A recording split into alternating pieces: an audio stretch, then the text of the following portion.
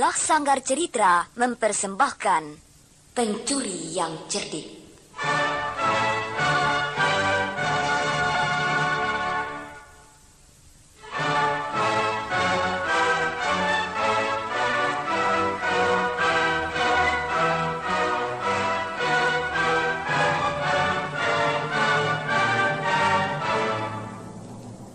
Pada zaman dahulu kala, di negeri Mesir, hiduplah seorang raja besar yang dikenal sejarah dengan Ramses. Nama raja besar tadi adalah Ramses. Kerajaannya sangat luas, tanah jajahannya banyak sekali, dan itu semua menghasilkan harta kekayaan. Raja besar Ramses memiliki harta benda yang berwujud emas intan, permata berlian, dan hiasan-hiasan yang mahal-mahal jumlahnya bergudang-gudang. Raja Ramses sangat bangga akan kekayaannya ini, tetapi hatinya sering menjadi khawatir, karena sering ada pencuri yang mengintai harta kekayaannya. Maka pada suatu kali dipanggilnya Perdana Menterinya yang bernama Hafre.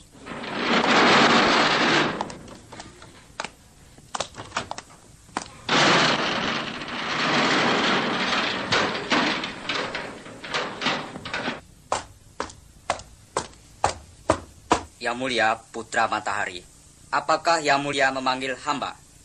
Ya, duduklah seenak-enaknya. Terima kasih, Paduka. Dari hari ke hari, dari malam ke malam, hati saya gelisah memikirkan harta kekayaanku yang makin berlimpah-limpah ini, Perdana Menteri. Gelisah? Iya. Pencuri-pencuri pasti mengincar dengan niat mencurinya. Apakah kau bisa mencarikan orang yang bisa membuatkan gudang atau tempat penyimpanan yang kuat, yang hebat, hingga tak seorang pencuri pun bisa masuk?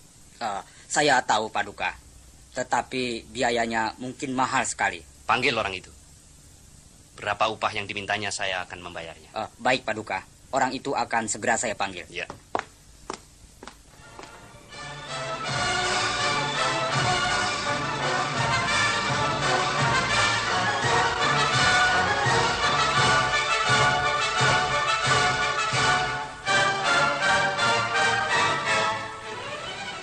Setelah keluar dari istana Raja Besar Ramses, maka Perdana Menteri Hafre segera menuju ke rumah Harka. Lalu dirundingkan apa yang jadi keinginan Raja Besar Ramses. Maka Harka segera memulai pekerjaan membangun gudang yang dikehendaki oleh Ramses, Raja Besar dari Mesir kuno. Beribu-ribu pekerja dikerahkan. Berkereta-kereta uang dikeluarkan dari perbendaharaan negara untuk membiayai pembangunan ini. Maka pada hari yang 555, bangunan itu siap. Raja Besar Ramses sangat senang dengan gudang ajaib yang dibangun oleh Harka.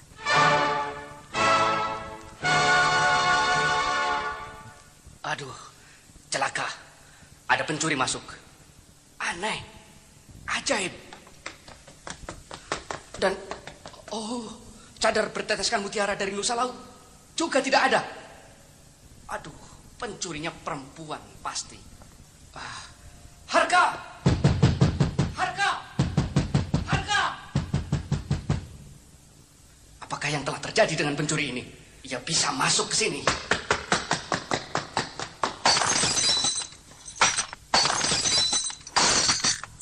Gudang ajaib itu kemasukan pencuri. Pencuri? Iya, pencuri. Kau dengar apa? Ya, saya juga mendengar bahwa kemasukan pencuri. Lalu Baginda ingin menangkap pencuri itu? Ya, tentu saja. Kau ada akal? Baginda, air laut akan kembali ke laut. Burung elang akan kembali ke sarangnya. Dan pencuri pun akan kembali ke dalam gudang Baginda. Jadi, Baginda harus bisa menyediakan perangkap untuk menangkap pencuri itu. Apa akal itu? Harka sudah mati. Apakah kau punya kenalan yang bisa membuatkan perangkap orang? Jangan khawatir, Baginda. Penjara pusat mempunyai perangkap semacam itu. Benar? Kalau begitu, perintahkan Serdadu untuk membawa perangkap itu ke istana. Nanti saya akan memasangnya di dalam gudang itu. Siap, Paduka. Semuanya akan segera saya siapkan.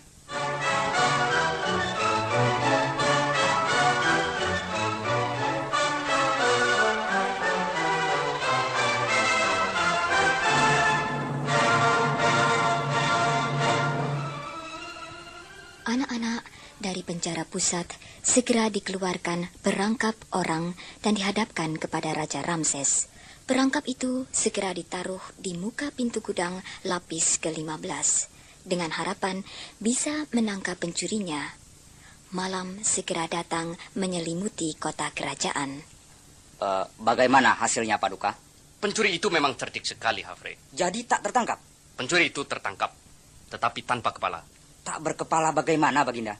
Kakinya terjepit pada perangkap, tetapi kepalanya sudah tak ada.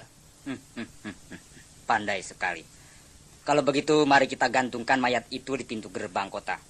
Pasti ahli warisnya akan mengambilnya untuk menguburkannya.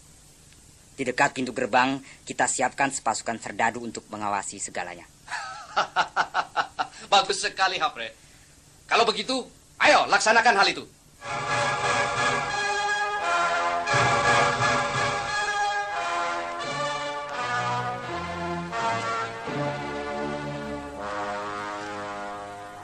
Mayat pencuri itu digantung di pintu gerbang kota, dan di tempat-tempat yang tersembunyi ditaruhkan penjaga-penjaga untuk menangkap pengambil mayat. 1 hari berlalu, 2 hari lewat. Tak ada seorang pun yang mengambil mayat itu. Tetapi pada hari yang ketiga, mayat itu lenyap pada pagi harinya, dan kepala jaga pintu gerbang kota menemukan anak buahnya tertidur pulas di tempat yang sama, dan mulutnya berbau anggur. Nah, anak-anak, mendengar kelalaian para penjaga, maka Raja Ramses menjadi sangat marah. Kalian semua goblok. Kalian semua keledai. Kalian semua tolol. Kalian semua tidak punya otak. Paduka, memaki-maki tak ada gunanya. Tolol. Ya, hamba memang tolol, Paduka.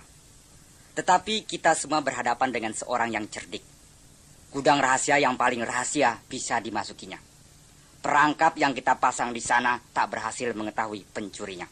Mayat yang kita gantung di gerbang kota hilang tanpa bekas. Dan penjaga kita mulutnya bau anggur.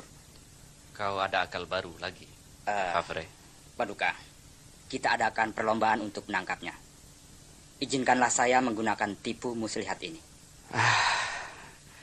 Perlombaan apa lagi, tolol? Perlombaan mendongeng, Paduka.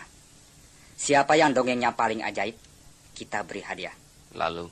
Ya, hadiahnya harus memikat dan menarik. Dengan ini saya berharap pencuri yang pandai itu akan turut serta. Lalu hadiahnya apa? Putri Baginda, Putri Nefertiti. Ya. Tentu aku setuju. Pendongeng yang paling ajaib pastilah pencuri mayat yang pandai itu, Paduka. Kalau begitu, umumkan sekarang. Sebelum segalanya terlambat.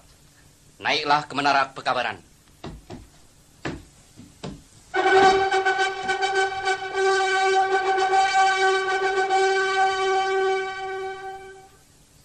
Saudara-saudara sekalian, wahai kaulah negeri Mesir. Hari ini ada sebuah kabar gembira untuk kamu sekalian. Ramses, Raja Besar Tanah Mesir, putra Ra, Dewa Matahari, akan mengadakan sayembara mendongeng. Siapa yang bisa menyuguhkan dongeng yang paling ajaib kepada Putri Nefertiti akan mendapat hadiah istimewa. Hadiahnya adalah Putri Nefertiti, putri kesayangan Dewa Isis.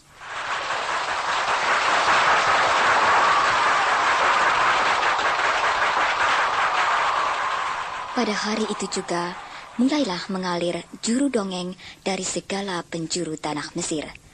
Kebanyakan dongeng itu telah kuno dan usang, tidak menarik dan tidak ajaib sama sekali. Lalu pada hari yang ke-33, datanglah seorang pemuda ke istana dan menyatakan akan turut serta dalam perlombaan mendongeng. Salam ya Putri Nefertiti yang cantik jelita, bagaikan bintang di langit. Salam ya anak muda, siapakah namamu? Orang menyebut saya dengan nama Asiru. Jenis perlombaan mana yang ingin kau ikuti, Asiru? Dongeng fantasi atau dongeng yang berdasarkan pengalaman?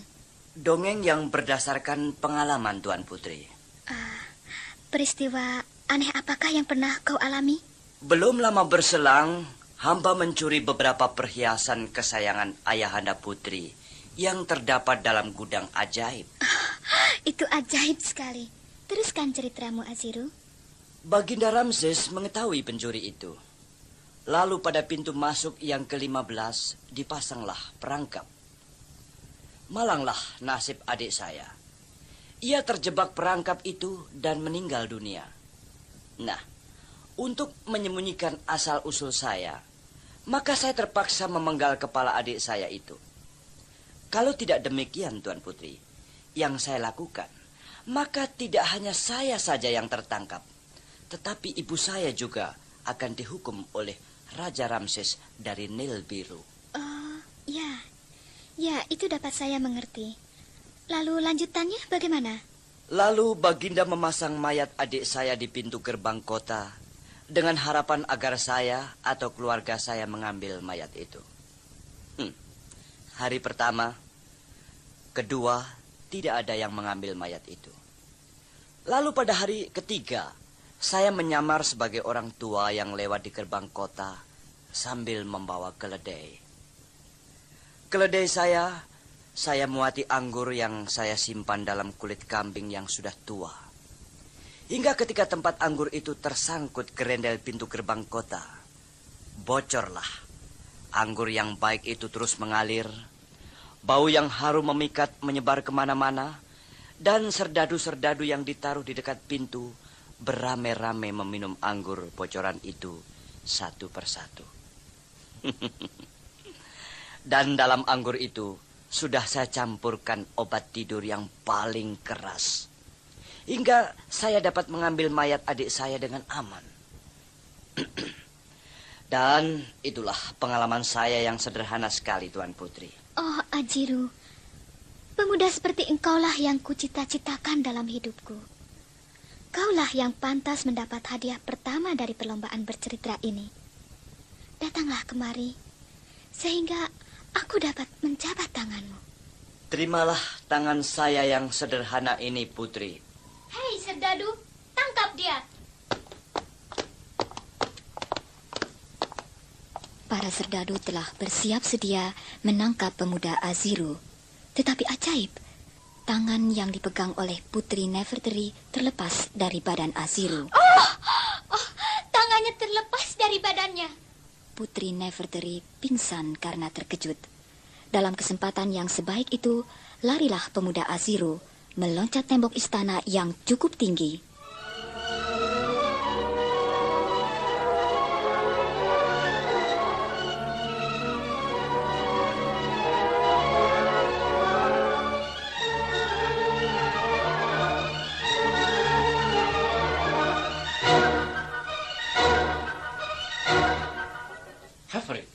Siapakah sebenarnya pencuri yang cerdas itu?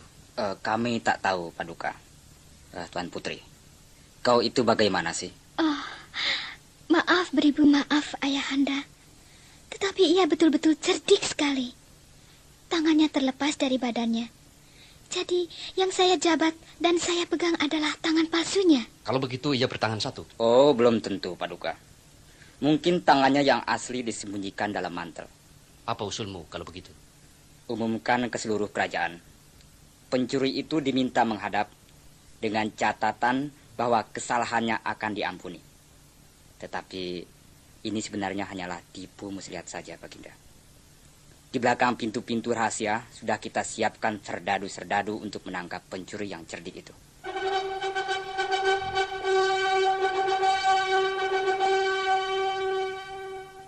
Jahanam! Akhirnya kau tertangkap juga. Oh, Aziru, mengapa kau kembali juga dan mau menghadap? Tuan Putri, janganlah menangis. Dekatkan pencuri ini ke sini. Aku ingin menginjak lidahnya yang lancang itu. Ampun, harap diampun Paduka Ramses yang besar, putra matahari. Hamba menghadap kemari karena yakin tidak akan terjadi apa-apa atas diri kami. Paduka Ramses telah berjanji demikian. Janji raja besar itu suci. Lebih-lebih jika janji itu diucapkan oleh Raja Ramses yang besar lagi bijaksana. Ayah tak dapat mengkhianati janji suci itu, Ayah. Tak dapat. Kalau Ayah melanggar janji itu, dewa-dewa di langit kerajaan Mesir akan marah. Dan negara kita akan binasa. Iya. Iya, ku penuhi janjiku. Tetapi siapakah kau sebenarnya? Hamba adalah putra sulung Harga, Paduka yang mulia. Sebelum ayah saya meninggal dunia, segala rahasia gudang ajaib itu telah diberitahukan kepada kami. Karena kami ingin tahu perhiasan-perhiasan Baginda, maka kami berdua masuk ke dalam gudang ajaib. Dan adik kami terjebak perangkap. Kami tidak berniat mencuri, Paduka. Kami hanya ingin menunjukkan kepada ibu kami yang tua beberapa permata yang bagus itu. Kalau demikian kau bukanlah pencuri. Serdadu, lepaskan dia. Nah, terimalah hadiah dari tahta Mesir. Putri Nefertri yang jelita. Semoga kalian berdua bahagia sampai di hari tua.